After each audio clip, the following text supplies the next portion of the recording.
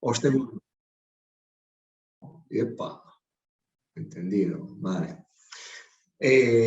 Bueno, arratzalde hona daukagu, kanpoan, espero dugu barruan behar arratzalde hona eukitzea, seguru baietz, bai? Igual, saiotxoari hasiera eman baino igual patxiri, ez? Emango diogu hitza, berak egin dezala sarreratxo bat egin dezala, eta patxik egindakoan sarreratxoa, ja gaian sartuko gara, luze eta zabal, eta, bueno, esperientzia, gure lagun esperientzia ikusiko dugu, zelan doan, eta zelan zein dargune daukan, eta aztan egin duten bidea, bale? Baina igual, ezer bainoren, patxiri igual, ez da patxi, hitza emango diogu, Mila esker arratzaldeon, mila esker Mikel, mila esker Ainara, Andone,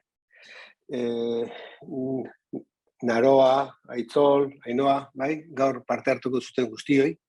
Duela urtebete izan gendun irakaskuntza, kodozentzia izena ere, beha ere ez da erreza, junberko dugu fintzen hori, esperientzia horrea di joan enean, bai, irakaskuntza partekatu ere izendatu dugu, bueno, hori izango da beste erronkatako bat, ez? Izaten dugun praktika berri horrei izena behar den bezala kokatzea, bai? Duela zanda bezala urtebete gai honen inguruan, praktika honen berri eman genuen, eta gero jasotako balorazioetan aipatu zen duten, interesgarria zela, baina praktikotasun bat nahi zen dutela pixka bat ikutzea, esnartzea, eta bar, ez? Eta gaur gatoz, urtebete geroxeago, praktikotasun berri horren emateko, ez? Ez gea praktikara murgilduko, zen eta ziur asko aurreko saioko hainbat pertsonango dira, baina saio honetan hainbat pertsona berri hongo dira, eta horretarako, Ainara eta Mikelen eskutik inberko da hurbilketa bat gai honen inguruan, eta gero baita ere, askotan data bat antolatzen dezunen, beste hainbat ekintza egoten dira, eta jende desentek, adierazi digu interesa egoteko, baino ezin zula. Gaur adibidez, 120 pertsonatik gora izena eman dezute, baino 40tik gora adierazi digute ezin zutela, eta grabatzeko eskaera, grabatuko da. Eta bueno, zan gure aldetik gustora gaudela emandako erantzunekin, horretarako gaudela, eta, bueno, jasoko duzuten ebaluazio horriaren horretan aukera duzutela saio ebaluatzeko eta eskaera jakinak egiteko. Nahi digulako, zuen eguneroko horretazan lagungarri izatea. Besterik gabe, denbora gehiago ez erabiliko eta zuen esku gelditzen gara. Mila esker.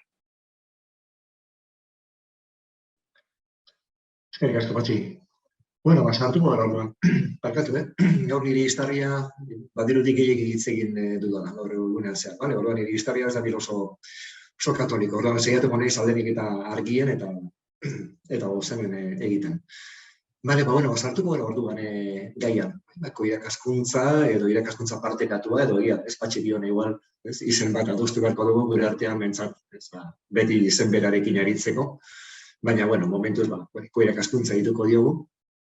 Eta bai, Aina mesedez partekatu galduzu sarerako PPT-an. Bizkat, Ainarak eta biok egingo duguna da, eta bizkat, helburuak eta finkatzeko, saio honen helburuak eta finkatzeko egingo duguna da, Ainarak eta biok labur-labur, 10 minututan, saiatuko gara kokapen orokor bat egiten, irakaskuntza edo irakaskuntza partekatuaren funtsak edo oinarri nagusia zeintzu diren, saiatuko gara hor kokapen orokor bat egiten, eta gero berton ditugu, bihotz gazteak kolaboran ditugu berton, eta bihotz gaztean momentu honetan zertan ari diren, zer rekorrido egiten ari diren, ze bertute, ze zailtasun daukaten, eta dani guztirik komentatuko digute.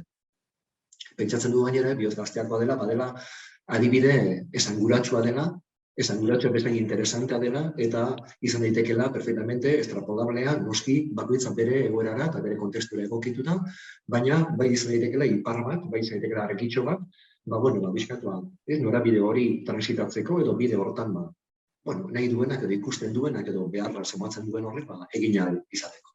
Beraz, hori da gaurko saioaren plana, sarreratxo bat, eta gero, bihotz gazteako lagunen eskutik, gainerako guztia etorriko da. Eta azkenan, borobilduko dugu, saiatuko gara, egoki borobiltzen, bai Ainarak edo neuk. Koirakaskuntza sistematikoaren helburuak zeintzuk diren, ezta? Berez, helburua da gela batean, une berean, espazio berean, irakasle bi edo gehiago partekatzen duten, espazio toki hori, nolabait, horren inguruko garapenak, hausnarketak, metodologiak, hori guztia da, ezta? Hau da, eremu bakar batean, une bakar batean, esan konfluitzen duten, ezaguri desberdinetako irakasleak, bakoitza bere indarguneak eta bere hobetzeko dituguna, daukagun moduan, eta beti ikaslea ipinita, ikasle pertsona ipinita, erdigunean ipinita, eta ikasle hoiei, pertsona hoiei esleitutako helburua kontuan hartuta, irakasleon, interrelazio horrek, irakasleon, partekatze horrek, ze onurak ekarri aldizkion, ikaste prozesu bati. Gure ustez oso esanguratsua da, eta emankorra da, edo izan daiteke. Enara, mesez, pasatuko duzu hurrengora? Aipatu da moduan, helburu nagusia beti da, azken finean hemen irakaslea daude, eta irakasleon helburua beti da gure arrendatuko pertsona horren ikasketa prozesuan alderik eta eraginkorren, eta alderik eta txukunen eta egokien eragitea da helburua, eta horretarako irakaskuntza partekatu izan daiteke da metodo bat, metodo desberdinak egon daitezke, baina apropos aipatzen dugu beren beregi ez dela helburu bat, helburua beti izango delako gure arrendako pertsonan ikasketa prozesu hori aldenik eta gehien bultzatzea, optimizatzea, sakontzea, esanguratsuen bihurtzea. Hori da azken helburua, eta azken helburu hori lortzeko gure iritziz, irakaskuntzak aporte oso potente bat ematen du. Esan duen moduan da, une denbora eta toki berean, bi irakaslek edo gehiagok, espazio hori partekatuz, zelan konfluitzen duten. Konfluitze hortarako modu oso diferenteak daude, gero Ainarako rolei buruz hitz egingo digu, zeko irakaskuntzarako rol desberdina daude, eta rol bakoitza bere helburu jakin bati erantzuten dio. Beraz, importantea da bentzat, gelan sartu aurretik, edo hasteko ikuspegiarekin, eukitzea ze helburu daukagun gelarako, gelaratzerako, eta helburu bakoitzari lotutako edo doitutako rola egoki aukeratzea. Era berean, gure ustez, eta gainerako datu guztiak ere hori diote, irakaskuntzak aporte oso potente bat egiten dio, proiektu lan egiteko asmoa daukagun hori, ikasgai desberdinak uztartzeko, toki eta une berean uztartzeko aukera ematen du, aukera handia ematen du, baita gai edo materia edo ikasgai bereko, bi irakasle be aritzea hor, eta gure ustezko irakaskuntzaren holako potentena da, ikaslearen ikasketa prozesuan eragin handia egiten duela, edo eragin handia egin lezakela. Horretarako, eta honek beti berrikuntza suposatzen du, eta badakigu, hemen gauden danok, seguramente badakigu berrikuntzak beti daukala bere ilusio puntu handi bat, ez dago berrikuntzarik, ez dago deskubrimendu barik, ez dago konkistarik, ilusio puntu handi bat gabe, baina badakigu gauza handiak lortzea sarri askotan, bidean topatzen ditugula, harrikuskorrak era topatzen ditugula, baina hori bizitzak ere bai topatzen du, ezta? Eta horiek gaindituz, zeharkatuz, batzutan eskibatuz, kudeatuz joan behar dela. Eta irakaskuntzarako aporte plana, bada helburu handi horri lotutakoa. Beraz, baditu birtude asko, baina birtude asko dauden tokian, badaude egon daitezke, zailtasunak. Baina hori noiz ez, ezta? Gure eguneroko zailtasun horrekin topo egiten dugu, beste ambito batzuetan, beste goza batzuetan, eta gainditzen ditugu. Batzutan hobeto, beste batzutan kaskarrago, baina beti saiatzen gara aldenik hobetoen, aldenik ondoen egiten, ezta? Horretarako, eta irakaskuntzaren perspektibatik, guretzat oso importantea da, perspektiba kakotxartan sistematizatu bat eukitzea. Egia da ere, irakaskuntzaren perspektiban badagoen improvisatzerik, zelan ez? Baina gano dakigu ondo improvisatzeko gauzak ondo prestatu den eman behar direla. Ezin da improvisatu prestatu gabe. Zenbaitak gehiago prestatu, zenbaitak gehiago dominatu gure eremua, orduan da aukera gehiagokiko dugu. Beraz, horretarako, oso importantea da irakasleen arteko interrelazio hori, ez da harreman hori, harreman sano hori. Eta, beraz, eskatzen duena da aldez aurreko prestaketa, gero gela bertan, gela bertako ekintza, gela bertako identifikazioan araberako praktikak, jarduerak eta abarrak, eta ondorengo ebaluazioa. Oda, 3 momentu horiek, irakaskuntzak berezko ditu eta ezinbesteko ditu. Ondareko irakaskuntzak, eta ausartuko gara esatera, irakaskuntzak orokorrean bai, badauka, ez da? Baina, aproposekari dugu berto honek be ezinbestean 3 denbora horiek, 3 tempus horiek kontemplatu behar dituelako. Eta gaina importantea da, hau era batera edo bestera, bakoitza bere moldera, baina saiatzea sistematizatzen bai, ez da? Karo, irakaskuntzak bertude asko ditu. Esan dugu badaukagula bere zailtasuna dana moduan.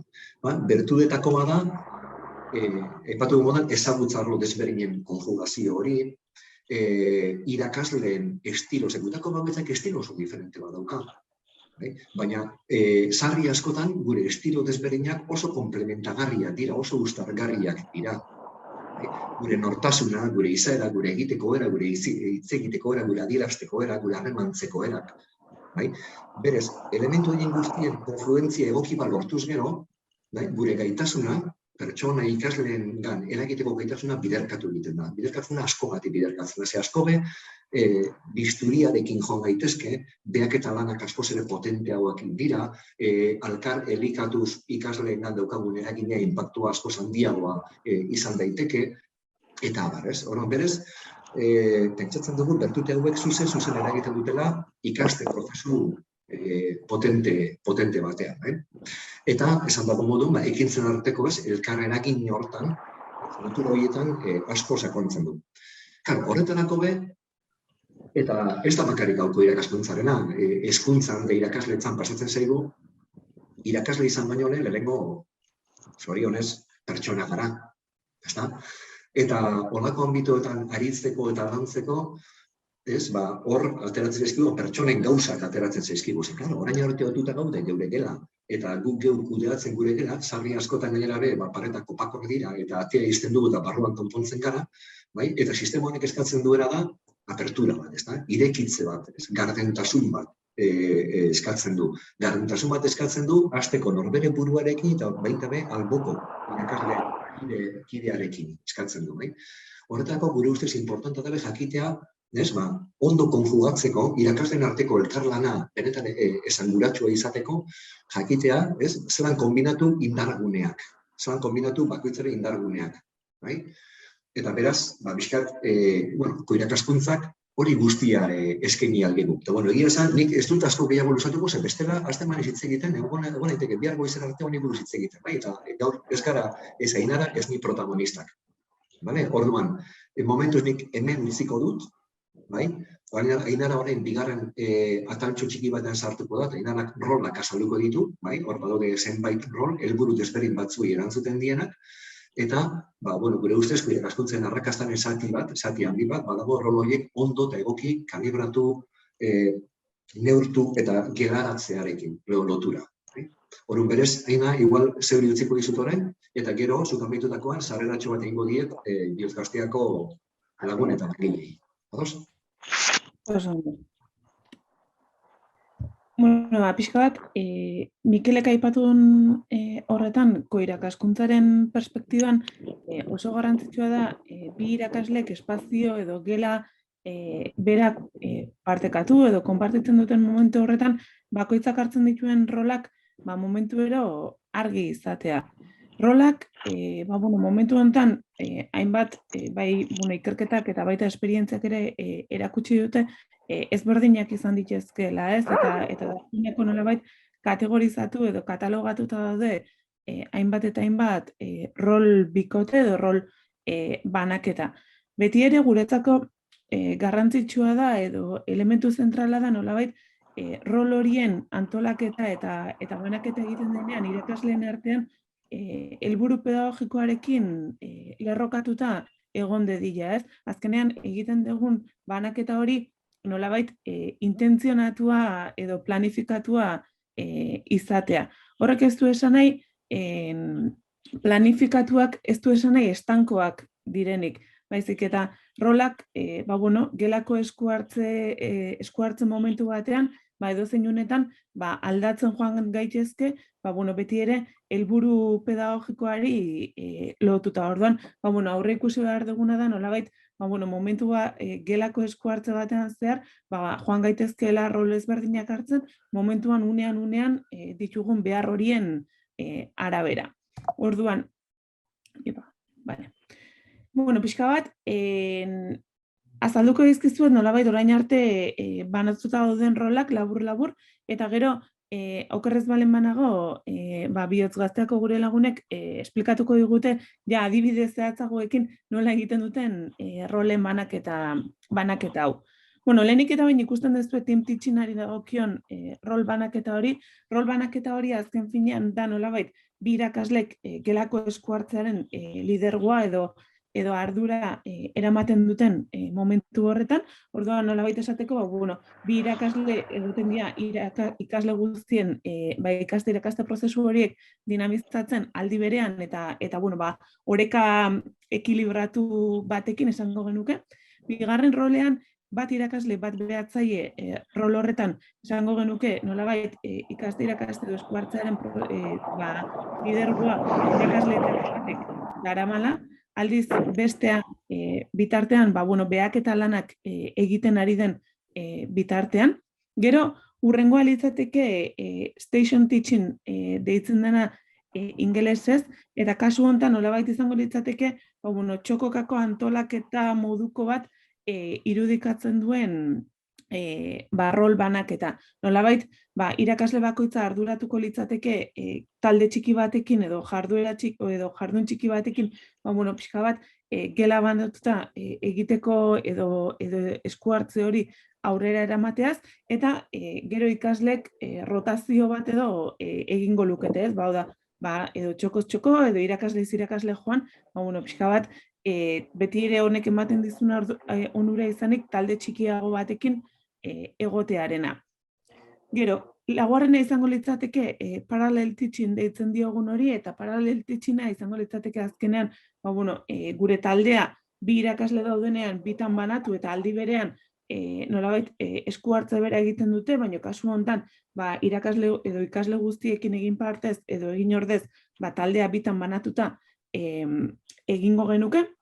Eta gero, alternative teachingak aldiz, ematen digudana da nolabait irakasle batek hartuko luke taldearen gehiengoaren ardura eta esku hartze horren ardura nolabait berak izango luke, eta beste irakasleak egingo lukena da talde txiki bat berarekin hartu eta behar balin balitz azalpen gehiago behar delako edo sakontasun gehiago behar delako edo dana delako arrazoiagatik, aukera izango luke irakasle horrek talde txikiago batekin bere esku hartze hori aurrera eraman ahal izateko. Eta azkenekoa nolabait izango litzateke one teach, one assist delako rol hori, eta kasu honetan nolabait oso antzekoa izango litzateke behaketarekin egiten dugun rol horrena. Aldiz, kasu honetan ezberdintasuna izango litzateke. Eta lidergoa, esku hartzearen lidergo hori eramaten duen bitartean, beste irakaslearen nolabait egiteko izango litzateke, irakasleak emaniko azalpen horietan, nabardurak sartu, laguntza eman, ikasle konkretu batzuek zalantzak banan zalantza horiek argitzen joan, orduan pixka bat, laguntzaile rola edo figura hartuko luke. Orduan, momentuz, hauek dira nolabait kodozentziaren edo irakaskuntzaren baitan ditugun rol banaketak edo esperientziak erakutsi digunak egunerokotasunean erabiltzen direnak, eta hori pixka balen aipatu bezala importantea da gelara sartzen geanean ukitzea rol banaketa hori argi, baina era berean konstientzia izanik rol banaketa hori ez dala estankoa eta dala elementu dinamiko bat aldatzen joten geana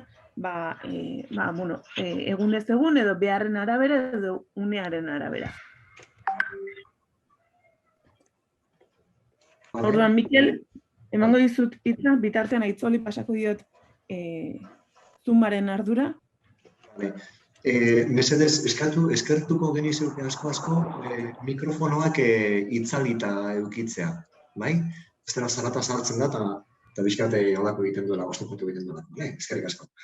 Bueno, orain sartuko gara da, zuen interesa den hortan, bai? Hau da, adibide praktikoren bat eskatu zenuten, eta orduan, adibide praktikoa, bihotz gazteako lagunek, azkenekoko urte batzuetan, baina igual oso potente azkenekoko urte etxo hauetan, garatzen ari diren esperientzia horren berri ematera etorri dira, hemen daukagu Andone, hemen daukagu Itzon, hemen daukagu Ainhoa, eta, beste barik, esan daitekena da, lan handia egiten ari direla, lan handia eta ez erraza, baina nork esan du erraza derik, gauza handiak egitea ez sekula erraza, baina bai eder. Eta pentsatzen dugu gauza ederra egiten ari direla, bere zailtasun guztiekin eta bere bertute guztiekin. Eta berez, nik uste dut hirukoteak bazalduko digula, bere bertuteak eta baita ere, zeintzu gauza ditugu hor buruan, dituzten. Beraz, hirukote, Andone, zeu ere duzuenean, animo eta zeuentzako da plaza. Aurrera. Arratsalde on guztioi. Gure kasuan, komentatzen zeizen proiektuari koirakaskuntza deitzen diogu. Orduan horrela ipini diogu gure lehenengo diapositiban. Lehenengo pixkate proiektua kokatzeko, hasi baino lehen aurkezpenean, Mikelek esan duen moduan, hemen daukagu alde batetik HH-ko ikasketa burua Naroa, gero LH-ko ikasketa burua Aitzol, DBH-koa Ainhoa eta ni neu Andone zuzendaria. Orduan, saiatuko gara denbora labur batean ikastolan egiten dugun proiektua azaltzen. Esaten nizuen bezala, proiektuaren kokapena bezala, nondik nora dator proiektu hau, ikastolan betidanik konsideratu dugu gure ikastolako denean dugula berrikuntza bultzatzea. Eta honen bitartez, proiektu berriak ezarri egiten ditugu, ebaluatu, funtzionatzen duenarekin gelditzen gara, eta aldatu beharra ikusten duguna, aldatu egiten dugu. Ikastola txikia gara, bi lerrotakoa, eta honek ekartzen du ikastola bizi-bizia izatea, oso ikastola dinamikoa, eta berrikuntzak sartzerakoan errestu egiten du ikastolako tamainak berrikuntza horiek bultzatzea. Orduan, proiektu berri bat bultzatzeko orduan, hausnarketan planteatzen dugu, zelan erantzun aldi dugu hobeto ikasle guztien beharrei. Kalitatezko hezkuntza proiektu bat sortuz. Eta orduan, proiektu hori koirakaskuntzan oinarritu dugu. Proiektu honetan, espazioen eraldaketaren garrantzia handia da. Ikusten dugu koirakaskuntzarako asko laguntzen duela espazioaren eraldaketa. Erakutsiko dizkizuegu ikastolako argazki ezberdinak. Horre webgunean daukagu espazioak metodologiaren laguntzen. Horre aldaketa handiak egin ditugu ikastolan, hor dauzkago sarrerak, gure ikastola txikia da, dago kale artean. Eta hor sarrera pixkat espazio batekin lortu dugu. Haur hezkuntzan, hor ikusi aldozue, eskumako argazkietan ikusten dugu 3 urteko gelak, berez egin duguna izan da. Pasabidea txertatu espazio pedagogiko bezala, eta 2 gelak elkartu, modu horretan 2 irakasle dugu aldi berean. Gainera, hor ikusten duzutenez, gardentasunak garrantzia handia hartzen du, ze modu honetan ere ikusi egiten da, gela osoa eta irakasleek gela osoko kontrola daukate.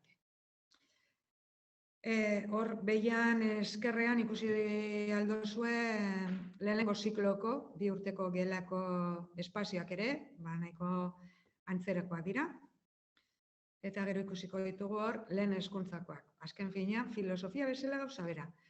pasabideak irabazi, bigelak elkartu, modu horretan irakaslea konpartitu egiten dute gela, eta gero, hemen erabiltzen diren altzari guztiak daukate, plegablea dira, mailak ipintzen bali maduzu tolestu barik arbelean bihurtzen da, idatzi alda, momentu batzutan ikasleak lurrian egongo dira, beste batzutan hor jende aurreko komunikazioa lantzen, kristalak ere erabiltzen dituzte arbela moduan, ze idatzi alda, eta sarritan erabiltzen dute. Eta azkenik ere hor daukago DBH-ko espazioak, hori dira azkenak egokitu ditugunak. Hor ikusi aldozue zabaian, plaka fonikoak, pixkate oihartzuna gutxitzeko, ze bestela kristalakin oihartzuna handia izaten da. Eta, ikusten duzue kristalen bitartez, gela guztiak ikusgai daude. Eta, hor argazkiak eginda dauz pandemia izanean, horregatik hor banaka dauz, baina ez da ohikoa. Normalean taldeka egiten dugu lan, hori da ohikoena. Proiektorekin jarraituz, espaziotatik aparte, ikusi genuen, garrantzitsua zala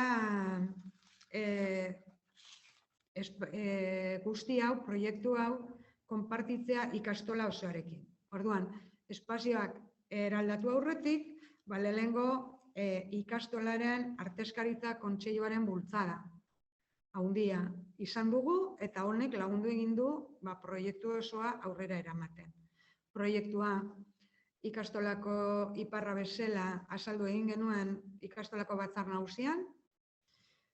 Eta orduan hurrengo udan hasi ginen obrekin, hasi ginen HH aurrezkuntzako bigarren zikloarekin, udan egiten genuen obra, 2018an hasi ginen, gero LH lehenengo zikloan, gero saltatu ginen genuen DBH-era, berriro LH bigarren zikloa, eta azkeneko uda honetan bi fase uda berdinean egin dugu, ze bestela udan gelditzen zen eraikina blokeatuta. Nahi izan genuen ere, guraso guztiek inplikatzea gure proiektu honetan. Orduan, pandemia aurretik eduki genuen aukera ate irekiak antolatzeko gure familiekin. Eta gonbidatu genituen, gure klaseak ikusteko, gaina kristala daukagunez, eta horrek komunitate sensazio handia egin du, eta irakasleak, gurasoak, guztiak parte hartzea proiektu berdina. Orduan orain egingo duguna izango da, etapa bakoitzetik aukeratu ezaugarri bat, eta ezaugarri hori ikasketa buruek azalduko dute. Hasteko, naroa hasiko da. Saltatu prestakuntza, behitu, hemen ja barkatu. Azkenik ez dut komentatu ze prestakuntza jaso dugun. Ja 2018an hasi ginen, hasieratik hasi gara Mondragon Unibertsitatearekin. Lehenengo landu genuen Alex Barandiaranekin, berarekin eduki genuen formazioa HH-erako.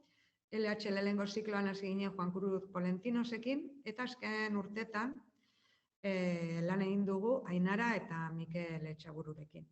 Eta hauek lagundu digute, hasieratik landu ditugu esparru ezberdinak, bai gai kurrikularrak, metodologikoak eta baita ere antolaketak. Orduan orain pasatzen diot hitza naroari behaketa azaltzeko. Arratsaldeon. Nik garen ingurun izango dut, eta esan behar ez dago irakaskuntza.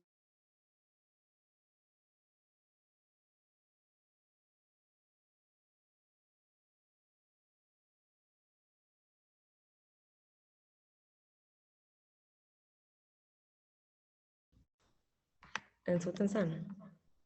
Ez da entzuten, oi? Bale, berriro ez, itxoin, Bai, ez da entzun, Oain bai ez? Orain bai, oso. Bale, barka arratsaldeon. Hainitzen esaten, nik...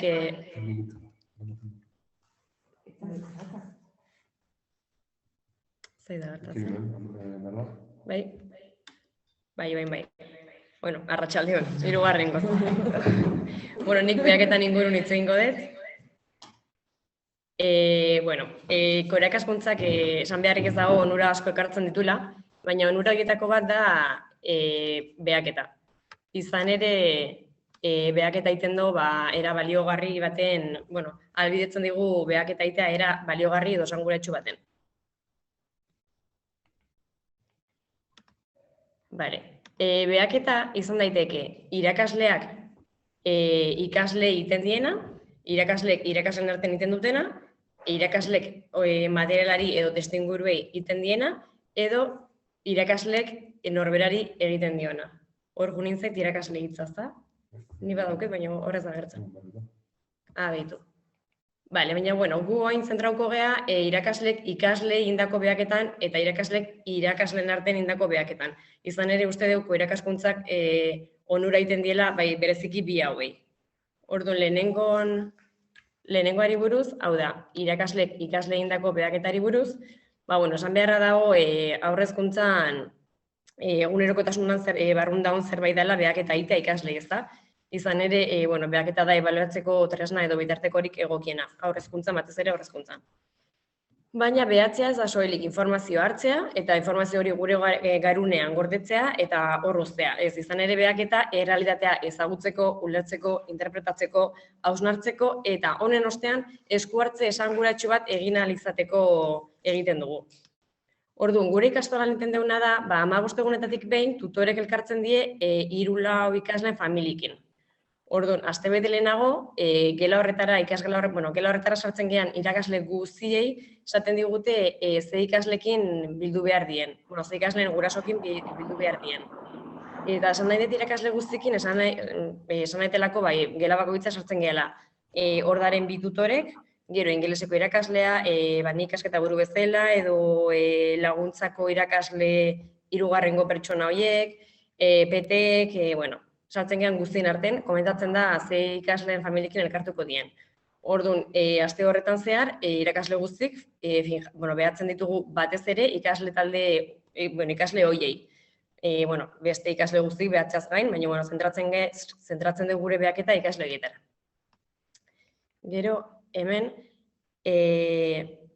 behaketa izan daiteke 2 modutakoa. Hau da, librea, irakasle batek montatzen duen bere kuadernon ikusten dona, garrantzitsua ikusten dona, edo izan daiteke sistematikoa. Hau da, aldez aurretik aurrezkuntzako talde guztik ezarrita dituen iten batzuk agertzen dien taula bat jarraituz. Eta taula horretan agertzen dien iten batzuk izan daitezke, horietako batzuk hau edien. Adibidez, berdinen arteko harremanak, edo haurraren helduarekiko harremanak, ikasgelako materialarekiko harremanak, espazioekiko harremanak, ziurtasun maila, hizkuntza maila, arazoen ebazpenerako gaitasuna, hau edie, iten horietako batzuk. Gainea gure hori da, irakaskuntzak ahalbidetzen du, 2 pertsona, 2 tutore horiek edo, 2 irakasle horiek egotea rol ezberdinak hartzea. Orduan, pertsona batek, irakasle batek hartzen duen protagonistan rola, beste pertsona, beste irakaslea dago behatzaile rolen. Egon daiteke behatzaile rolen. Orduan, honek ahalbidetzen du baita ere beste pertsonak eukitzea almen hori ikaslei behatzeko, behaketa egiteko. Gero, bigarren pauso izango zen, behaketa horretatik lortutako informazioaren elkartrukea. Hau da, amankomunean jartzea informazio guzti hori. Eta hori iten da, irakasle guztien artean lehen esan bezala. Eta, 3. puntua izango zen, bilketa horretatik zerbait deigarri atera bada, konponbide alternatibak eztabaidatzea. Hau da, guztien arteko esku hartze esanguratsu bat iteko asmoz, denak soluzio horiek jartzea. Eta gero, hiruileko bakoitzan bukaeran egiten ditugu ebaluazio saioak eta talde analizik.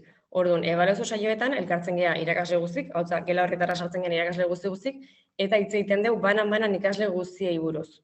Eta talde analizitan hitz egiten dugu taldea orokorren, talde horren ingurun. Eta gero, bigarren puntu bezala daukagu irakasleen arteko behaketa, behaien arteko irakasleen arteko behaketa. Hemen ere izan daiteke librea eta bestela sistematikoa. Librea, adibidez irakasle bat arrazken ikusi dezakezuen bezala, irakasle bat egon daiteke ikuin bat kontatzen, ez da kasua, baina ikuin bat kontatzen, eta gero beste irakasle egon daiteke behatzaile modun atzean. Ume baldin badare borobil forman, atzean. Orduan, behaketa libre hortan, adibidez, beste behatzen nahi den irakasle horrek esan dezake. beitu, Kontxi, iruditu zait, zure ondoan zeuden umek ezin zutela ipuineko laminak ezin zituzela ondo ikusi. Orduan, hurrengorako jartzen baituzu U forman eta ez borobilen, hobe ongo zen. Bueno, hola, holako behaketa mota, edo baita ere izan daiteke sistematikoa lehen esan bezala, aldez aurretik haurreskuntzako taldeek ezarritako item batzuk jarraitu zina. Eta item horiek izan daitezke, adibidez, hitz egiteko denbora ematen dien ikaslei, aurrekin harreman fisikoa izaten duen, ea ikasle guzti begietara begiratzen dituen, ahotsaren tonalitatea egokia den, ikaslei gorputzaren jarrerarekin lasaitasuna eta segurtasuna ematen dien, ikasteko giro egokia sortzen duen, ikasleen galderei modu positiboan erantzuten dien, bueno, eta abar, beste bat jarri edo, ikaslei feedback positiboa ematen die, lanean eta animatuz, bueno, hau edie itemeteko adibide batzuk. Eta, irakaskuntzak, beraz, irakaskuntzak behaketan duen eraginari dagokionez, esan dezakegu, irakaskuntzak onura asko ekartzen ditula. Baina, asko ekartzen ditula behaketaren esparruari batez ere. Barkatu,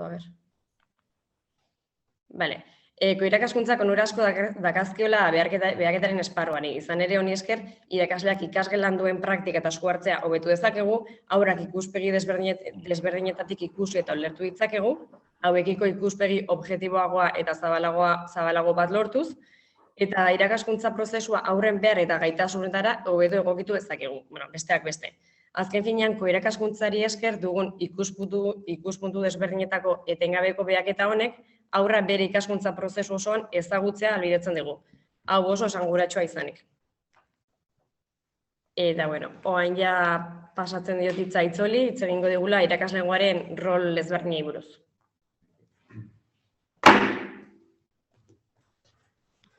Arratsaldeon, ni Jonas eta LH ikasiko orduen. Egingo zati honetan azalduko dena izango da, gela barruan, Ainarak azaldu dagoen moduan zer nolako rolak egon daitezkeen, eta rol horiek egiterakoan irakasleok zer nolako zehaztapenak edo zer nolako irizpideak izan baditugun alde batetik. Gure koordinazio bileretan, hau da, bikote biak edo tutore biek elkarrekin daudenean hasteko programazio egiten, edota egunean zehar daukagun tarte horietan non zetratu behar dugun gure arreta guzti hori, klasearen nondik norakoak, hobeto joateko, bale? Bertan hemen ikusiko duguz rol batzuk eta rolakin batera egongo dira olako bideo laburtxo batzuk ikasleekin eta irakasleak klasean daudenan hor ikusteko zer edo zertan gabizen, bale? Lehenik eta behin, eta Ainarak azaldu den moduan post-antolaturiko irakaskuntza, kasu honetan, irakaslego rol mota hau erabiltzen dugu ikastolan gaudenean, zirkulazio librean gauzenean, batez be LH bat eta bigarren mailako irakaslegoak erabiltzen dute gure kasuan. Eta momentu honetan, edo lakoko irakaskuntza mota dugunean, kontuan izan behar dugu, bakoitzaren, edo irakasle bakoitzaren kokalekua aurretik adosturik egon behar dela. Ez dela momentuan esatea, momentu honetan, ni jarriko naiz matematikako txokoan, eta nire aldiz jarriko naiz proiekzio txokoan ez. Egunean zehar edo aurreko egunean, aurrengo eguneko saioa prestatzerakoan, orduan adostu behar dugu. Eta honek ere ez du esan nahi, edo alegin du behar gara gutxienez, irakasleak izatea norbere bere espezifikotasuna. Hau da, ikasleek ez dute izan behar, nire baitxol moduan, lehen hezkuntzan dagoela, lehenengo mailan, matematikako txokoan egonaz. Ez, azken finean lortu behar duguna da, irakasleak rol honetan gaudenean, txoko guztetik mugitzea eta horrela ikasleek bagaituzte erreferente moduan txoko guztietan. Azken finean honekin lortuko duguna da, segurtasuna transmititu ikaslei eta ikasleek izatea gure referentzia txoko guzti horietan. Eta orain, bideo laburtxo ikusiko dugu, lehen hezkuntzako lehenengo mailan eta bestalde bigarren mailan baita ere, Orduan. Lehenengo honetan, lehenengo mailako gela da, bertan ikusiko duzuen bezala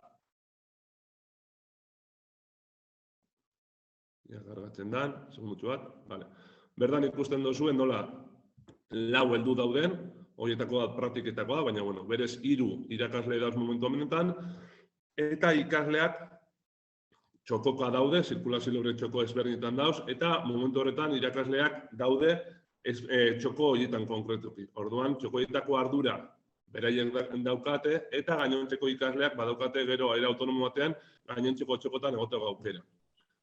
Gero, bigarren aukera bat ere badaukagu hemen, egoera berdin batean, baina kasu honetan bigarren mailako ikasleekin.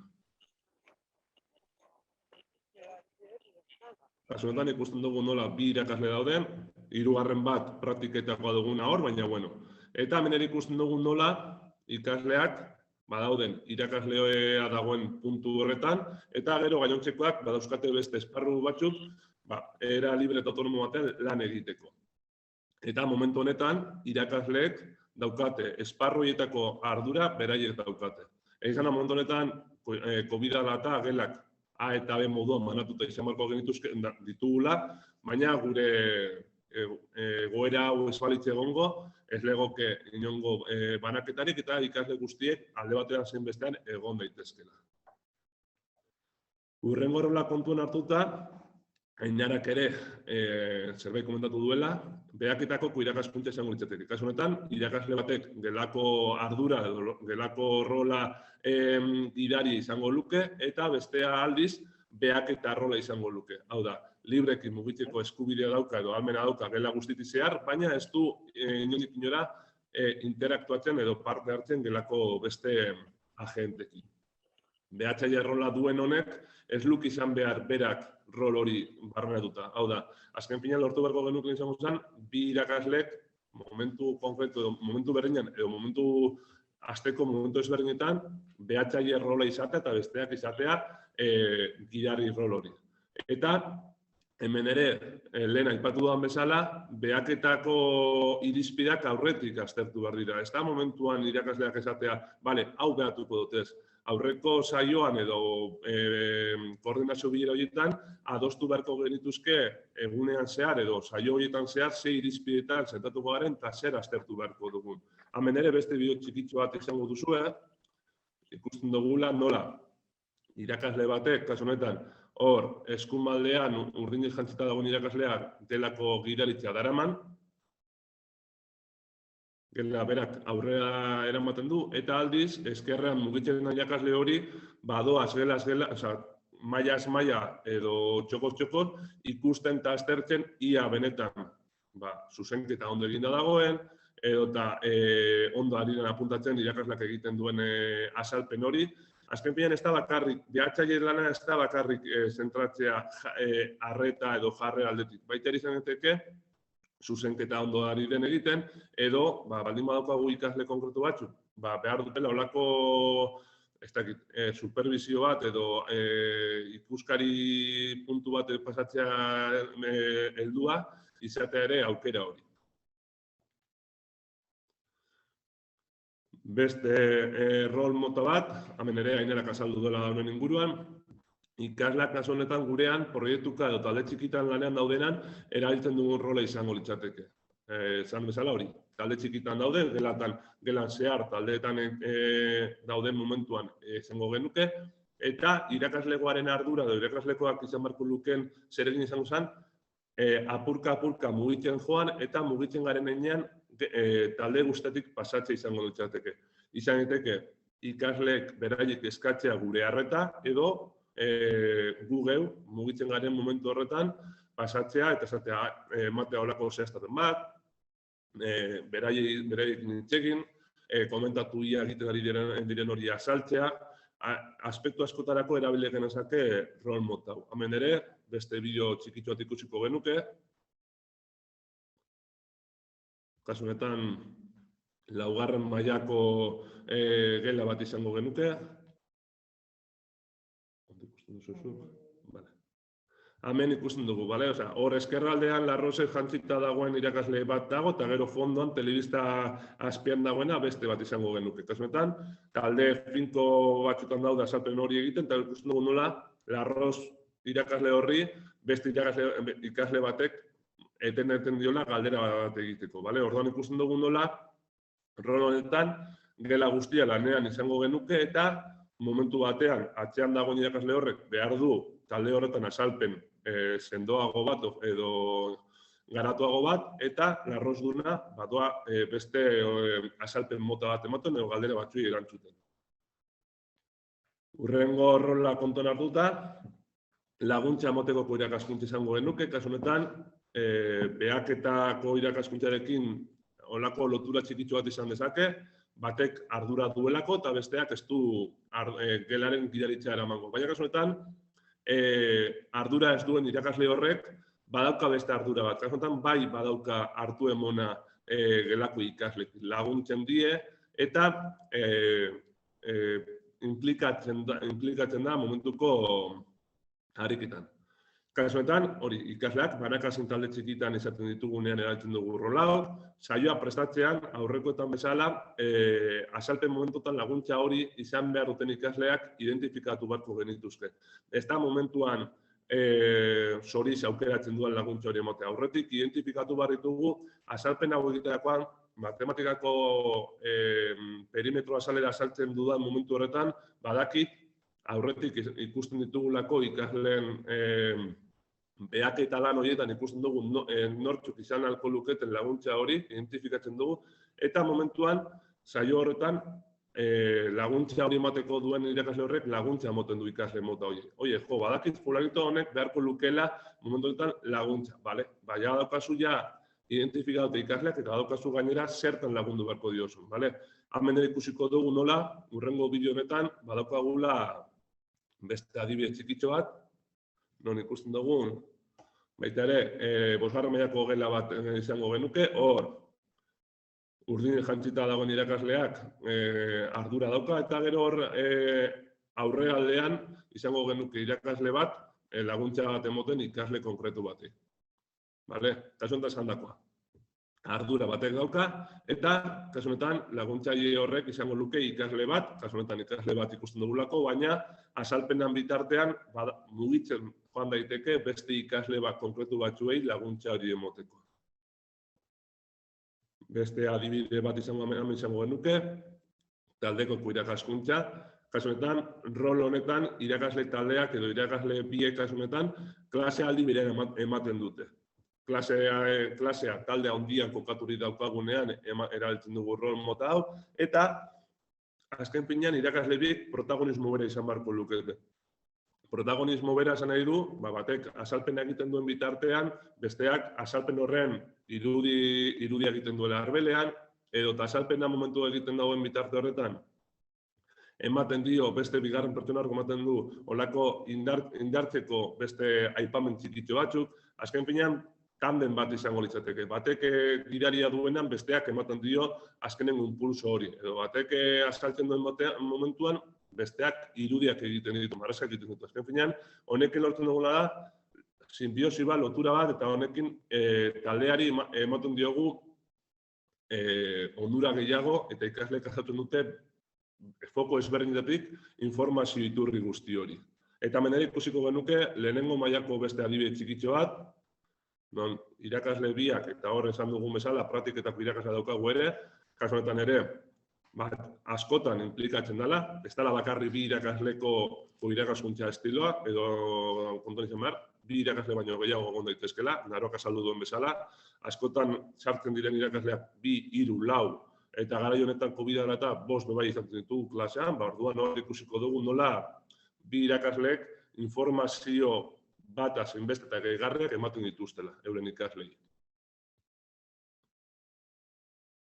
Hemen ikusiko genuke nola, idazketa momentuan, eskua bila eta esa bilaren inguruan ari idazten, erabiltzen eta gestoak eta hoz, nesta ahotsa zentzun, bata besteari informazio gehigarri ematen dute eta egiten dute nola ikasleek egingo luketen idazketa prozesu hori. Hemen ikusiko genuke hori, zelan bi irakasleek aldi berean, momentu berean, gela osoari A eta B honetan, COVID dela eta ematen dioten argibideak. Badaude beste adibide batzuk hori, batek azalpena egiten duen bitartean, besteak telebista digitalean, nabarra digitalean, irudiak edo lako puntu ezaugarri edo informazio garrantzitsuak idazten dituela arbelean. Eta guzti hau egin ahal izateko eta egin eta gero, ikastolan badaukagu beste, badaukagu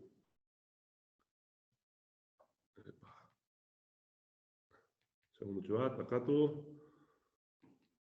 Vale. Eta badaukagu baita ere, guzti hau nola egiten ari garen, eta ia benetan egiten dugun hau, bien arteko koordinazio badagoela, 15 behin ikastolan irakasle daukate kuadernotxo bat, egiten dutela bertan behaketa bat. Behaketa horretan dauzkate egiten batzuk, eta egiten horien arabera, ikusten dute 15 egunetako irakaskuntzaren inguruan dauden irizpide batzuk betetzen dituzten. Eta gero badaukate beste tartetxo bat, azpian hausnarketa lana egin ahalko luketela. Orain ikusiko duzue. Hau erabaliko genuke, bertan ikusiko genuke batetik bosteko eskala bat dutela, bertan ditugu 12 itemak, 12 item horietan ikusten da nola irakasleek euren lan egiteko eran ebaluatuak direla, autoebaluatzen direla beraien artean, biak kuaderno bakarra dukate biak biena egiteko, eta azkenean, hemen esan duan bezala, guzti hau eta gero badaukate aukera beraien gogoeta bat, beraien hausnarketa bat egiteko. Ostras, bastonetan ikusi naz, zelan zuk hartu duzula gidaritza gelarena, eta agitu nizela puntu batean hori. Ez nozula utzi igual parte hartzen horren beste, edo astonetan egon naiz gehiago DHL moduan, eta ostras, horrek ematen dago nahi duala hurrengo astean gehiago egin, guzti honek egiten duena da hori, rolak markatzen ditugunean, 15 egunetan zehar ondo ibili garen, eta espaga ibili ere, emoten du aukera egiteko olako hausnarketa txikitxo bat, eta azken finean honekin lortu neko genukena kurtso bukaeran, bikoterekin izandako esperientzia eta bibentzia guztiak erregistratuta izatea eta aukera izatea hori, ez? Alde honak, alde txarrak, guzti hori bien artean partekatu hitz egiteko eta hobetzeko. Azken finean hori dela, ez? Hobetu nahiko genuke gure egunerokotasunan ikaslei emoteko ahalik eta hezkuntza hobeagoa. Eta horren honetan, isiltzen naiz eta Ainoari pasatzen diot hitza, bale? Eskerrik asko, arratsaldeon guztioi. Hori da. Bueno, nire aurretik Naroak eta Itxolek azaldu dute gure proiektua azaldu dute eta ikusi ditugun praktikak izan dira haien adinean dagozkionak. Niri dagokit orain DBH-ko esperientzia kontatzea eta ikusiko duzue dagoeneko aipatu diren ideia nagusiak mantendu egiten direla, baina erantzuna eman behar zaio DBH etapak dauzkan ezaugarri berezi. Orduan, aukeratu dugun gaia DBH-ko atala azaltzeko aniztasunarena da. Azkenean, aniztasunaren trataera, ikasle guztiak ezberdinak dira, aniztasunaren trataera egokia da irakasleok daukagun erronkarik handiena eta zailena. Zelan lortu, ahalik eta ikasle gehien, ahalik eta haien gaitasunak, ahalik eta gehien garatzea. Mikelek esan du hasieran, koirakaskuntza tresna da, ez da helburua. Helburua da ikasle guztiak ondo prestatuta, oso ondo prestatuta, oso ondo prestatzea, gero etorkizunean baliabide gehiago edukitzeko eta bizitza osoago bat izateko. Orduan, batzutan erabiltzen dugun egitura da hemen azaltzen dana, ezta? Andonek aipatu du, 2 lerrotako ikastola gara, gure gelan 22 ikasle gutxi gorabehera egoten dira bataz beste. Orduan egiten duguna da 2 taldeak batu eta orduan 50 piko ikaslerekin 2 irakasle egoten gara. Antolaketa hau zertarako erabiltzen dugu, zeintzuk dira honen bentajak. Adibidez, Naroak aipatu du, haiek erabiltzen dutela ume txikiak ebaluatzeko behaketa, guk DBH-en ere bai, ezta? Ebaluazio erdietan ikasle guztiek jasotzen dute jarraipen txostena deitzen diogun ebaluazio txosten kualitatibo bat. Bertan feedbacka ematen diogu eta esaten diogu ebaluazio erdi horretan zelan ikusten ditugun, zelan ikasten ari diren, zelako estrategiak dauzkaten ikasteko, zelan moldatzen ari diren ikaskidekin, eta gauza horiek guztiak behaketaren bidez egiten ditugunez, argi dago bi irakasle baldin bagaude gelan eta biok behatzen badugu, ematen dugun informazioa osoagoa eta objektiboagoa izango da, ezta? Gero, antolaketa honek aukera ematen digu aditu ezberdinak, gai ezberdinetan adituak diren irakasleak batera lan egiteko.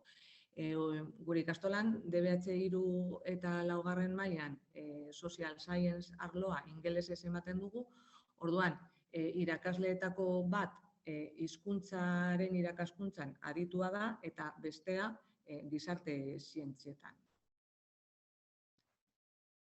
Eta gero, atera den ideia bat DBH-en ere ikusten da, ezta? Konpartitu behar dugunez espazioa eta konpartitu behar ditugunez ikasleak eta metodologiak, irakasleen arteko elkarlana handitu egiten da. Askoz ere aukera gehiago daukagu orain elkarrengandik ikasteko. Hori alde batetik, eta bestalde, bi joaten garenez gelara, gelan gerta daitezkeen gatazka txikiak edo handiak, ikasle batzuk patioan haserretu egiten dira, gatazka bat daukate, gelara datoz, haserre. Sortzen da horrelako eskanbila bat. Orain, bi irakasle gaudenez, beti bat arduratu daiteke elkarbizitzako arazo hori konpontzen, bestea gela osoarekin geratzen den bitartean, beste babes bat sentitzen dugu. Beti daukagu beste apoio bat.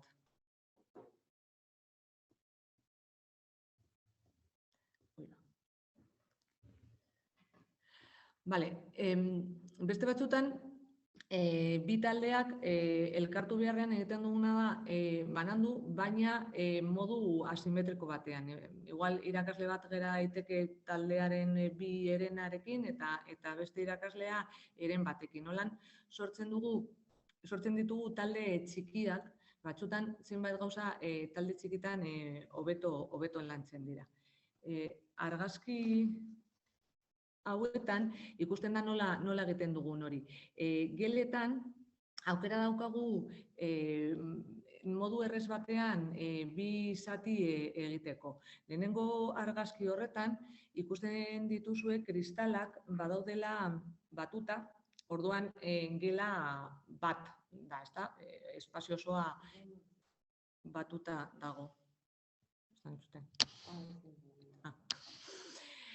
Ordea, bigarren aukera daukagu kristal horiek forman jartzeko, horre bigarren argazki horretan ikusi alduzuen bezala, eta orduan espazioa bitan zatitzen dugu. Eraldaketa hau oso arin egiten dugu, oso errez egiten dugu, ikasleen laguntza edukitzen dugu batzutan, eta egin dezakegu inolako problemarik gabe. Orduan, talde txiki horiek dauzkagunean, adibidez erabiltzen dugu matematikako lehiaketak prestatzeko. Badaukagu matematika oso ospetsarra duen arloa da, baina badaudela arloa gustukoa duten ikasle batzuk. Orduan, orain astean behin erabiltzen ari gara banaketa hori matematikan trebeak direnak eta zaletasun hori daukatenak, horiekin lan berezi bat egiteko eta ere aukera emateko haien gaitasunak garatzen. Bestalde, aurten ere aukera eduki dugu DBH 4. mailako ikasleekin B2 euskarako azterketa prestatzeko. Gure hizkuntza proiektuan, ezarrita dago, gure ikasleek lortu behar dutela B2 maila hori, ezta, euskaran. Gure helburua ez da gure ikasle guztiek zertifikatzea maila hori, baina bai iruditzen txiki bat, igual horretarako interesa daukana, eta orduan azterketa hori, zertifikazio hori prestatzen laguntzen diogu. Beste aukera bat daukaguna da hauskotasuna lantzeko. Talde handi batean aukera gutxi dago hitz egiteko, baina zatitzen badugu eta 12-14 ikasleko taldea sortzen badugu, aprobetxa dezakegu tertulia dialogikoak egiteko, horrelako ekintzak. Talde handiago batean komplikatuagoak direnak, baina orain aukera daukagu taldeak zatitzeko eta zati txiki batekin olako jarduerak egiteko.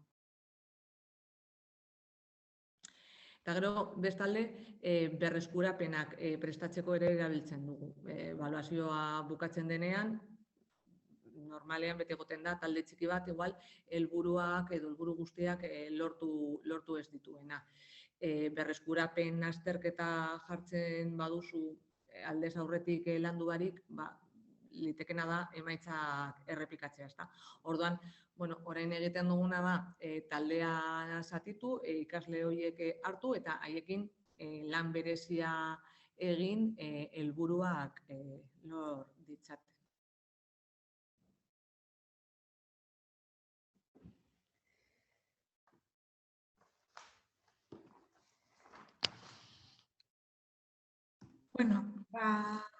Heldu gara gure aurkezpenaren bukaerara. Proiektu honetan zer? Gure konfort egoeratik ateratzen gaituztenean, beti zailtasunak ateratzen dira, ezta? Mikelek hasieran esan duen bezala, proiektu honetan izugarrizko ilusioa ipintzen dugu, baina ez dugu esan du ere, erreza ez da. Erreza ez da, segunero, zaude proiektu berrian, eta talde lanak adostasun handia eskatzen du. Lehen egun batean, sartzen zinen zure klasean, izten zenun zure artea eta zure kabuz lan egiten zenun, eta oin hori ez da posible. Orain planifikazio handia ezinbestekoa da, irakasleek gure artean estilo ezberdina ditugu, eta Mikelek esan duen bezala askotan hori oso berazgarria da, beste batzutan agian zuten ipintzen zaitu, zezu nahi dozu zure erara egin, eta konpartitu egiten dozu, eta malgutu egin behar dozu zure lan egiteko moduak, irakasleen artean daude feelingak, fobiak, ordu asko elkarrekin, bakoitza bere protagonismoa galtzen du, orain irakasle taldea da, ja ez da irakaslea bere gelaren jabea. Orduan, egunero, aurrera egiten, baina ilusia handiarekin. Ikasleek nola ikusten dute hau? Egiten ari gara azterketa sakonago bat, galdetegi bat pasatzen ikaslei. Momentuz, lehenengo hurbilpen bat egin dugu, ikasle konkretu batzuei galdetzen, eta ikusi dugu, beraiek esaten digute, hurbilago sentitzen gaituztela. Orduan batzutan, harritu egiten gintuen, ez? Ze egia esan, ikasle asko bikoitza dau, gelan, batzutan. Baina beraiek sentitzen gaituzte hurbilago. Ikusten dute laguntza gehiago dutela. Bakoitzak gehiago ikasten duela, askoz azkarrago ikasten dutela, gu ondoan gauzela beti. Orduan, alde horretatik oso pozik gaude, ikusten dugu ikasleak benetan gustora daudela egiten ari garenarekin. Orduan, proiektuarekin aurrera egin nahi dugu, baloratzen dugu, nekagarria da, ez dut esango eset, sartu gara Mikelek askotan esaten den bezala beren jenal batean, ikastola osoa daukagu, 0-tik 16 urtera arte proiektu berdinean sartuta. Nahi dugu lan egiteko moduak bateratu. Ez du balio maestrillo su librillo, baizik eta ikastolaren eredua da. Eta, honek ere asko aberazten gaitu, ze guztion artean ikasten ari gara. Orduan, bueno, oin zuena daitza. Eskerrik asko eta galderaren bat balima daukazue. Zuei ere, ez dago berenjenal ederrik ez dago zailtasunik gabe. Bata bestarekin lotuta daude, ederrak badauka zailtasunak be. Eta beste igual ezen hain ederri izango, hori egia, baina bueno, ez gara hemen filosofatzen hasiko. Lana egiten ari zarete handia, ilusioa ezinbestekoa da lan handia egiteko, eta nik uste dut bidean emaitzak ere jasotzen ari zaretela, ezta? Eta, bueno, izan daitekela eredu, beste batzuentzat ere izan daitekela. Hori, nik azken kontua dipatuko nuke, eta igual gero hitza, emango dugu bertone dauden lagunei. Eta da, karo, hau da, bihotz gaztearen eredua, ezta? Eta, gero, seguruena gero, etxe bakoitzak, toki bakoitzak, ikastola bakoitzak, eskola, hau da, bere eredu propio horutz egin behar du, hau da, bere ezaugarriekin lotura daukana, doitu egin behar du.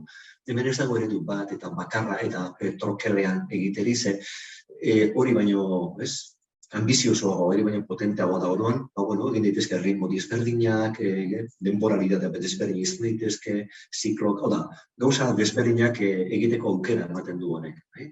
Bihotz gazteko lagunak hemen bete-betean daude eta bikain. Eta bikain, apostu handia da, eta seguru apostu handia dagoenean emaitzape handiak direla. Baina bakoitzak gero bere tokira moldatu doitu, egokitu beharko luken sistema da, moldea da. Baina, bueno, isilduko naiz. Igual zuetako batzuk, eukiko duzue galderaren bat, o zalantzaren bat, o osarketaren bat, o dana-danako bat, igual ontxera, hau da momentua, zuentzako momentua da.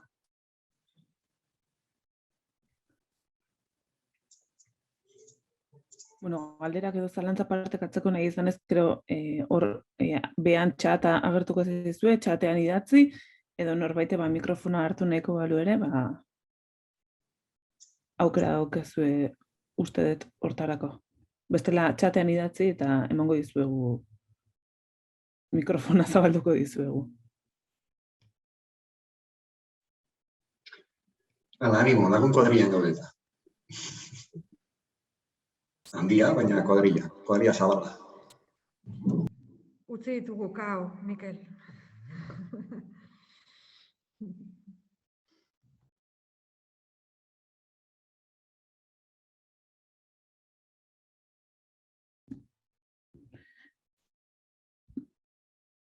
Bueno, txatean badaukagu galdera bat.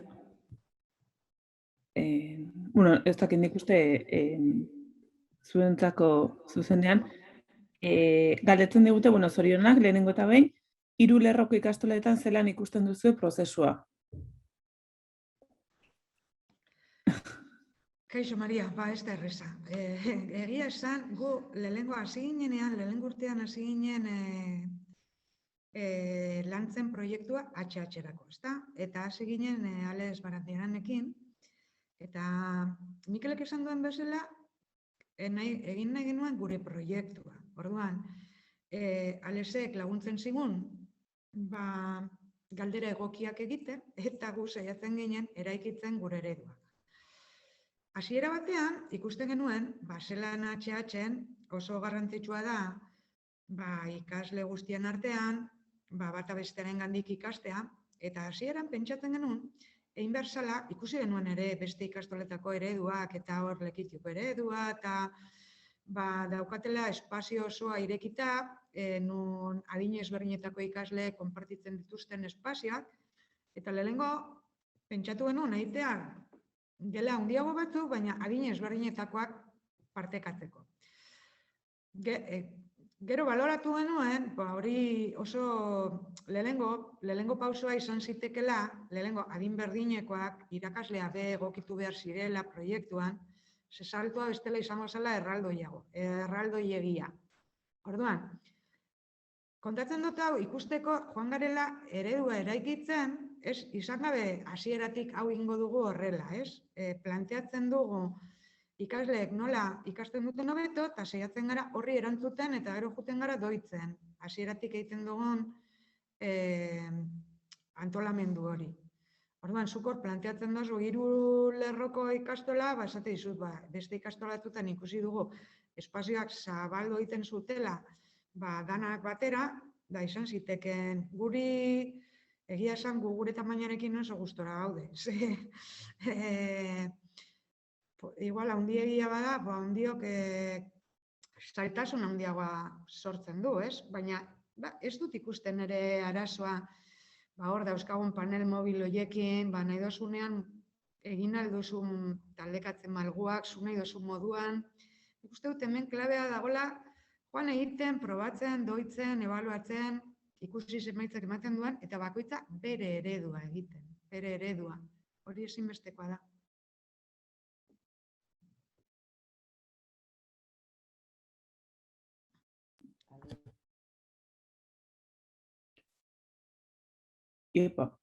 Galdetzen digute, datoz galdera pila bat hasi dietortzen, orduan, banaka, nahi bali madezu jungo naiz ni galdera botatzen, eta... Galdera bat, koordinazioaren inguruan, ezinbestekoa dela argi dago, azalduko diguzuen nola egiten duzuen. Koordinazioa hemen gure ikastolan beti izan da oso garrantzitsua, beti egon da espazio berezi bat ordutegietan koordinazio hori egoteko eta berdin lan bera egiten zen bi taldetan. Orain, beste pausu bat eman dugu, beraz, indartu behar izan dugu hori guztia. Gehitu behar izan diogulako koordinazioari, gehitu behar izan diogulako hori, rolen historia hori, nork hartuko du rol bat, nork hartuko duen bestea, zertarako, zein da taldekatze egokiena. Bada beste gauza bat ere kontuan hartu behar duguna, eta gero, koordinazioarekin batera, antolaketa honi esker aukera daukagu saioen ebaluazioa egiteko. Beti daukazu beste pertsona bat, zuk klasea bukatzen duzunean, zuk duzun inpresioa partekatzeko. Beraz, hori, esan dudan, saiatzen gara koordinazio horretan rolak eta taldearen distribuzioak eta hori guztia ere lantzen, eta gero, egia esango dut, batzutan ere improvisaziotik ere jotzen dugu, ezta? Azkenean, talde egonkorra gara, ohituta gaude elkarrekin lan egiten, eta batzutan sobre la marcha, baina, bai. Egia da, koordinazio lana handitu egin zaigula.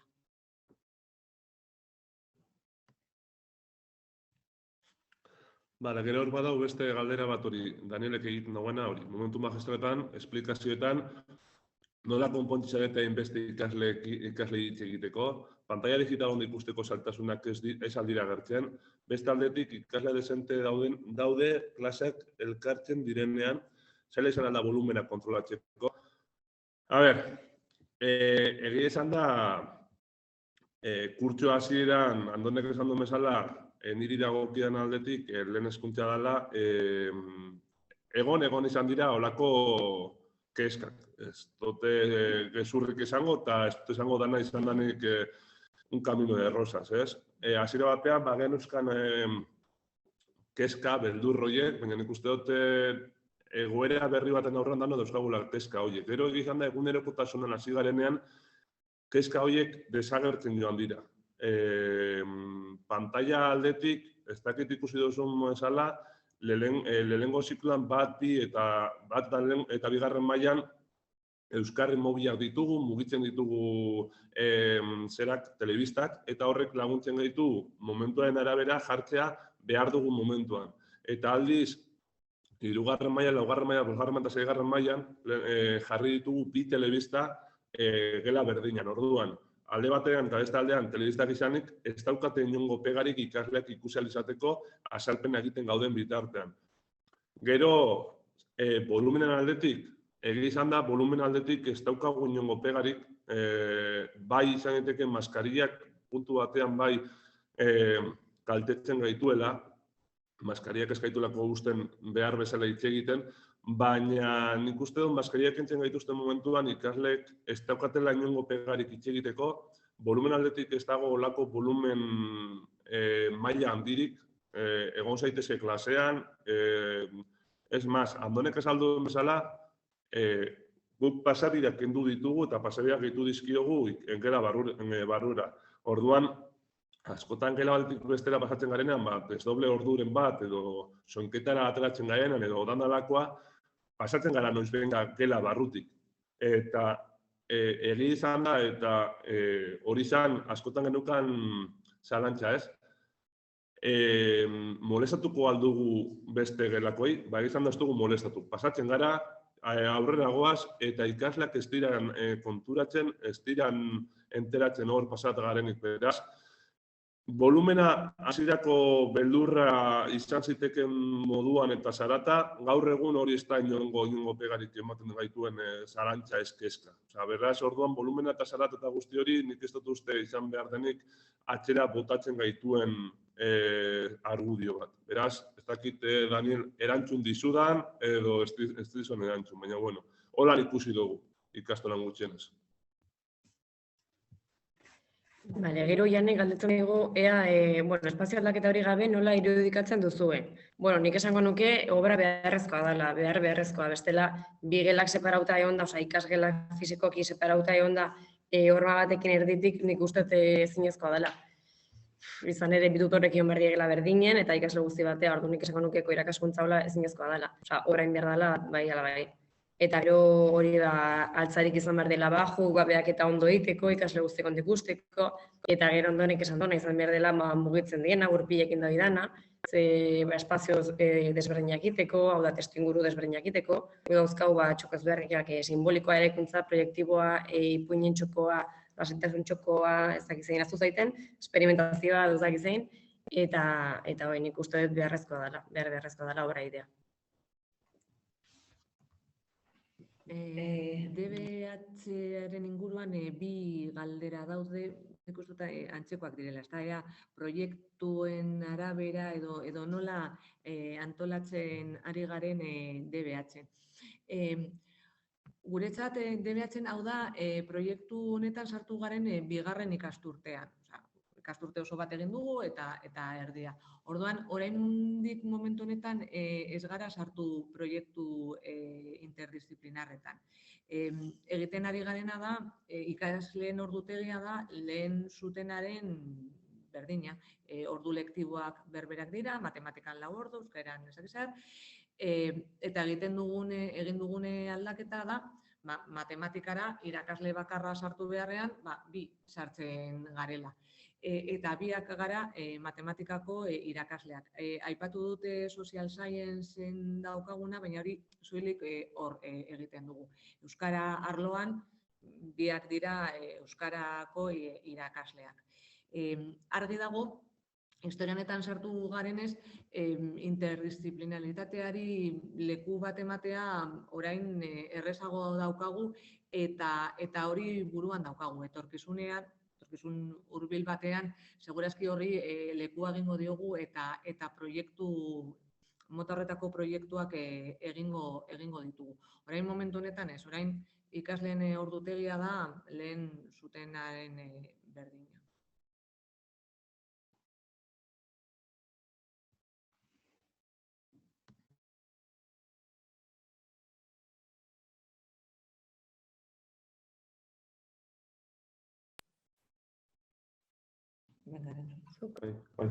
Bale, hor gero gotxonek erantzuten du, ez? Galetzen du. Eta irakasleen ordu... No, ez. Iñaki eta Janak uste berri egin dutela, familiekin egiten diren bileretan nork hartzen du parte, bi irakaslek. Momentu honetan, tutoreak bakarrik egiten du. Nahiz eta bi gelak batera izan, egiten duguna da, gero gelak administratiboki banatzen ditugu. Egiten dugu aldetik A-koak eta B-koak. Beraz, A-ko tutoreak, administratiboki A-ko tutora den horrek, hartzen ditu bere familiak eta bere umeak. Egi izan da, eta hor, izango entzatekena proposena, izango entzateke, bi irakasleek aldi berean hartzea familia guztiek. Baina, momentu honetan zaila da horri aurre egitea, 40 ikasle, 50 ikasle, 50 ikasle dauden geletan, ez legokelako horrenbeste egun, guraso egun horri aurre egiteko. Baina izango entzateke, idealena. Ainoak esan duen bezala, ebaluazioarekin lotuta eta ez dakit hor igual honi aldioan hartu, baina bueno, Ebaluazioa dagokionez, ikusi duguna lehen hezkuntzan, Ainuak esan du bezala jarraipen txostenak ere egiten ditugu, hau da, trimestre erdialdean bidaltzen ditugu txosten bat etxera, esanez nola ikusten ditugun ikasleak, hor, bai ahalegintzen garena da, bi irakasleek, tutorek egitea jarraipen txosten hori. Horrela, lau begik, bi baino gehiago ikusten dute, eta gainera guzti hori demokratizatu egiten da. Batekiko ikuspegi bat izan dezake, ostras, ikasle hau primeran doa, baina, ojo, igual besteak ez du ikusten hori, egondalako beste ikuspuntu bat ikusten, eta esaten du, ostras, ojo, cuidao, honek ez teko lan. Eta igual beste esaten zen, ostras, egongo nahi zari apurtxo batean, bai, venga, egituko dut. Baina, bueno, batez be hori, bale, oza, momentuz, tutore batek hartzen du bere gelakoa eta besteak hartzen du bestea, bale? Tutoretzari dagokionez debeatzen apur bat ezberdin egiten dugu. Guk bai tutoretza saioak, gelako tutoretza saioak bi irakasleen artean egiten dute. Orduan, gelako tutoritza lana hori bai dagoela partekatuta, eta talde batean arazoren bat sortzen bada, beti bi tutore, mailako tutore guztiek parte hartzen dute. Baina gero, familiekin elkarrizketak egiteko edo ikasleekin banakako elkarrizketak egiteko tutore pertsonala izendatuta daukate. Esan dut, bi lerrotako ikastola gara, baina maila bakoitzean 3 tutore pertsonal daude. Orduan, erreferentzialtasun hori familiek eta ikasleak badairak tutore batena. Tutore hori da komunikazioaz arduratzen dena. Gero argi dago, gatazka bat dagonean taldean egiten dugula lan, baina komunikazioa bestela Aitxolek aipatzen du, bestela gure lana bikoiztuko litzateke. Orduan, bilerak eta tutore pertsonalak egiten du bakar batek. Segundo bat, ingelesa baino lehen dau koordinazioarena bai. Bueno, hor, irakasleen ordutegiak gelatik kanpo, hori da pixkat irakaskuntzan gauza zailenetariko da.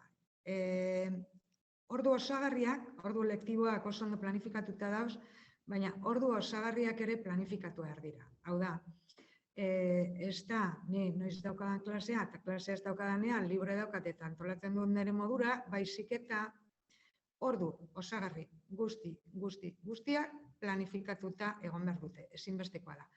Hala eta guztiz ere, naiz eta ordu guztiak planifikatuta egon, guztio dakigu, gure sektorean, 1183 ordu, eta beti esaten dugu, eske ordu hiekin ez du ematen denbora.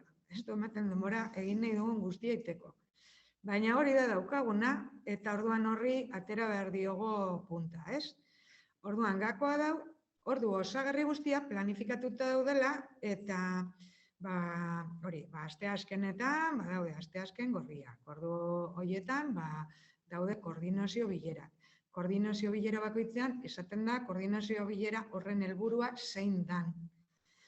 Orduan, utzi behar dugu erabat aparkatuta, lehen irakasleak batez ere klasea prestatzen genuenean, etengabe geundela prestatzen zertaz arituko ginen klase bardinean, klase bakoitzean, ze jarduera egingo genuen, noraino helduko ginen, baina hori baztertu behar da.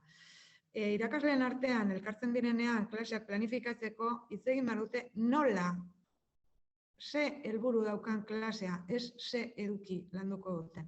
Orduan, txip hori aldapin behar da, ikusi behar da saio lektibo bakoitzaren helburua zein dan, eta ez dizuete engainatuko, ordu gutxi dauz, osea, dana ezin da eraman holan klasera planifikauta aurretik, hori da ideala. Baina klase asko emate ditugu, eta orduan argi uki behar duguna da zertaz hitz egin behar dugun. Eta da nola egin nahi dugun lan zein den saio lektibo bakoitzeko helburua. Eta ordu osagarriak direla ikastolako ordu osagarriak, eta ikasketa buruek planifikatze dutela etapan zertaz hitz egiten dan eta zein momentutan. Hainbeste zuzenketa eta hori baztertu dugu. hor formaziotan, Mikelek eta Inara dakiten bezala, balorazioak eta deskargoak egiten direnean, proiektuenak, hombre, denbora, ez dago denborarik, hori ateratzen da behin eta berriz, baina noiz ez da ateratzen. Proiektua aurrera eraman, ala ez eraman, denboraren sensazioarena beti izaten da nahiko bakesa, nahiko orokortua. Bueno, pasatuko diot hitza Naruari, zera da ingeleseko irakaslea, beraz? Bai, justo. Galdera da, ingeleseko saioan kasuan nola egiten duzu EHH eta LH-en. Aurrezkuntzan gure kasuan egiten dugu kanpon eta LH-en ere, beste gela baten, hau da, desdobla egiten dugu momentu hortan, gehatzen da gela erdia gelan, eta beste erdiekin etortzen gara, juten gara ingeleseko gelara, beste gela batea. Gure kasuan, ingeleseko saio die 2 ordu hasten, eta egiten dugu, gauza da, ikaslek bi gelak batea darela, ez bitalde batea dare, baina ikaslek ez dakite zein den berez beraien tutorea, aurrezkuntzen kasuan ez egiten, ez dakite zein den beraien tutorea. Orduan, hartzen duzu bi pertsonak, bi irakasleak edo irakasle guztik, gehien bat bi tutorek referente modun, eta holaxe. Orduan, ingelesa tortzen ganen egiten deuna da, taldek nahaztu, ez dugu hartzen justo 5 urteko 5 agela eta 5 begelak, separauta ez egiten dugu, ikaslek nahaztuta. Hau da, red color edo blue color, adibidez, edo beste izen batzukin taldek, baina hartzitugu nahaztuta danak. Ez dakiteko beraiek nina izakizenena eta nina ez dakizenena. Eta hori ez dakite erantzun dizuten. Baina kanpon, ez dugu gelan iten, ze beste taldea geratzen da gelan, eta kanpon beste gela baten iten dugu. Bale, badago beste galdera bat, DBH-en ea ordu guztietan edo zenbatetan egiten dugun irakaskuntza. DBH-en ordu guztietan egiten dugu irakaskuntza, ikasleko 30 ordu lektibo daukate, guztietan ez, 28 ordutan, ia guztietan, gorputz hezkuntzakoak izan ezik. Hemen, aldagelak eta holako historiekin 40 ikasle ezin genituen batera ezin dugu gorputz hezkuntzako saioak eman. Orduan, batzuk gorputz hezkuntza egiten duten bitartean, besteak teknologia egiten dute. Orduan, asteko 2 ordu horiek kenduta, gainontzeko ordu guztietan irakaskuntzan aritzen gara. Eta bigarren galdera ez dut ulertu. Orduan, AZLAA, igual mikrofono hartzen bauzu eta zehatzago egiten badidazu galdera. Nik uste dut hori dela, eman diagun aukerako irakaskuntza egiteko ala guk esan dugu. Baina ez dakit hori den. Igual rol bakoitza izango da.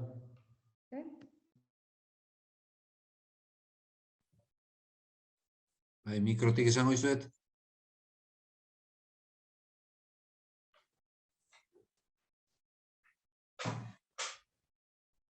Entzutea? Entzutea, bota galdera. Ez nola aipatu dezuen, irakaskuntza era desberdinetan egiten dezuela, gogoeta hori aurretik indadukazuen ez, bi talde batu eta talde bakar bat irakasleekin eta listo, edo batzutan esan dezue, talde nagusi bat eta beste batzutan talde txikiago bat eta barrez, hori astez-aste planifikatzen dezuen edo badaukazuen alako irizpide horoko da. Hori da. Hori helburuaren arabera, segun zer den landu behar duguna eta zein den saio horren helburua, normalean astero gutxienez ordu bat egoten gara asteko saioak planifikatzen, beraz hor erabakitzen dugu. Beste batzutan ere, esaten dizute, gelara sartzen gara eta momentuan erabakitzen dugu, bananduko dugu. Berehala egiten da banaketa eta bueno.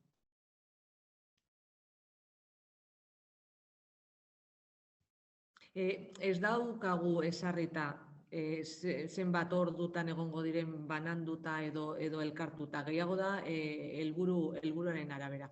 Orain adibidez matematikaren egiteko bai erabaki dugu astean behin, baina normalean izaten da saioan zein den saioaren helburua, horren arabera antolatzen dugu klasea. Oso ondo, hoxe izan, eskerrik asko.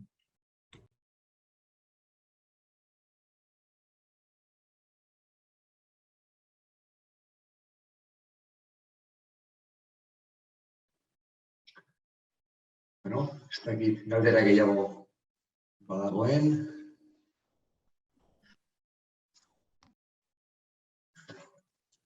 Ematen du ezetz. Bai, badago, beti dago. Azkenetako batetan, bai. Vale.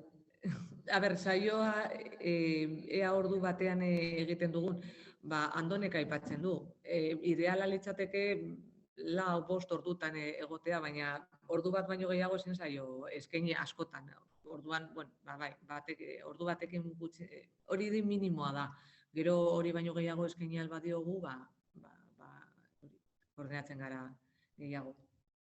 Zakit, Aitxolek, zer gehitu nahi duen?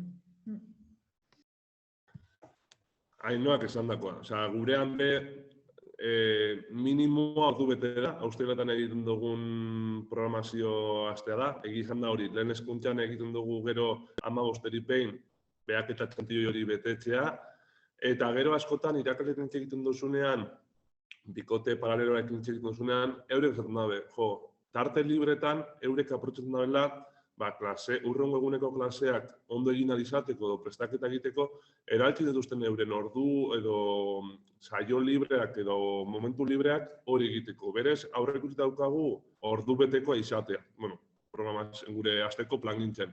Baina gero, irakaslek aurkitzen dute tarte hori. Venga, patio zaintzarik esteko, egiten dugu urrengo eguneko ez dakit zer. Hor, irakaslak gero berak edo eurek aukeratzen dabe noiz edo zenbat gero gehiago dedikatu. Hori, osagarri dauka, nik hau ingo, eta gero zugez klasean nagoenean ikasleak lanean baldin badauz, edo froga baten baldin badauz, hau prestatu dut. Azkenean da, gero norberak ere zenbat denbora nahi dutzen dedikatu besteagaz partekatzea, besteagaz egitea, hori ikusten da, Andonek esan duena feelinga. Baldin bakozu feeling ona bestearekin, atatzen duzu denbora nahi dozun lekutik. Hori argita garbi da, baina berez, hori ikastolan, berez ordu beteko saioa. Bueno, hemen, claro, DBH-en gertatzen zaigun beste historia bat da, irakasle guztiek ez daukate beti bikote berbera. Ordu bat esan dudanean da, bikote bakoitza, arlo bakoitza koordinatzeko. Badaude irakasle batzuk bikote ezberdinak dituztenak, ematen dutelako euskara ez dakit norekin, gizarte ez dakit norekin, 3. mailan batekin, orduan, arlo bakoitzak dauka gutxienez ordu bat, eta horrekin moldatu behar gara.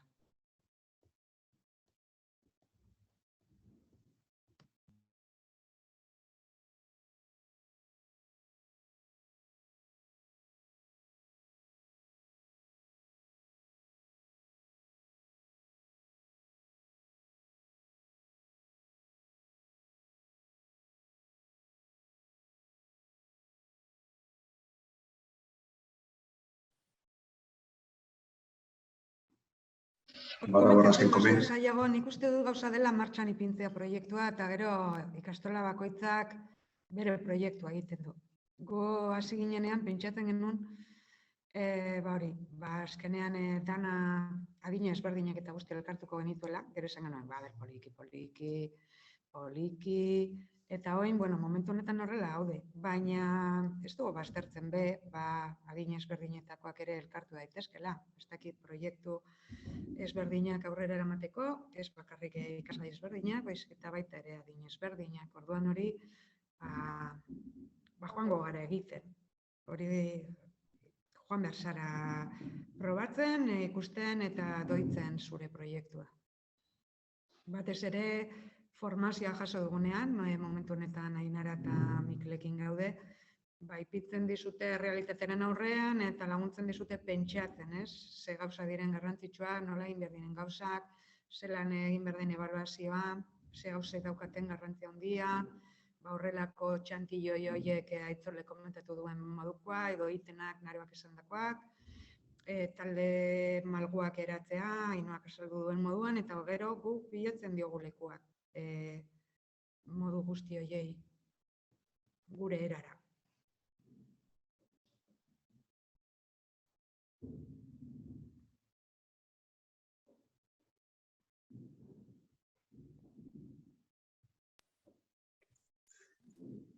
Tira, igual, amaitzen igual, ez da? Edo? Bai, Nik uste bai, ez dugu. Mikel. Bai, ez da? Azken galderarako, 3tik bera kontatuko dut. 3, 2, 1, listo. Vale? Bueno, egia esan, izte gero patxik azkean, ez? Izteko zeu zer esan nahi duen, ez dino, guk itxiko dugu, bale? Eta itxiko dugu eskerronak ematen. Eta baina eskerrik asko bertoratu zareten kuadrilla Zabal eta Handi eta honi guztiari. Eskerrik asko bereziki bihotz gazteatik etorri zareten lankide eta lagunei. Zorionak eta dale. Eren, ondarro izaten dugu moduan, eren kipuliai, segi ere txinkipuliai, bai? Eta dale, horrein, kipula goxatu egin behar da, eta segi goxaten kipula hori, ze oso gongo da, seguro, bai? Eta gainerakoek, joango zarete pentsatzen, barruntatzen, ikusten, ze aukera dagoen, ez, zuen proiektutik, zuen etxetik, edozein delarik ere etxearen ezaugarriak, bai? Zelan egin daiteken, zelan ez, hori ja, zuen esku geratzen da, baina irakaskuntzarena abentura bada, eta abentura honen txalupatxo hau, honetako txalupatxo hau, edarra da, egia edarra da, eta funtzionatu dezake perfectamente. Aregin handia eskatzen du, eta haiek egiten dira aregin handia. Beraz igual, zarratuko dugu, ez da?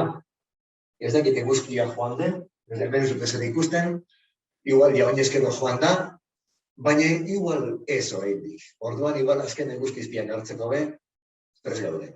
Bueno, lagunak, neska eta mutilak, irakasleak, danok, ondo izan eta hobeto bizi zaitezte. Izan zoriontxo. Eskerrik asko da mi. Hala. Gerarte. Eskerrik asko guztioi. Bai. Agur. Agur.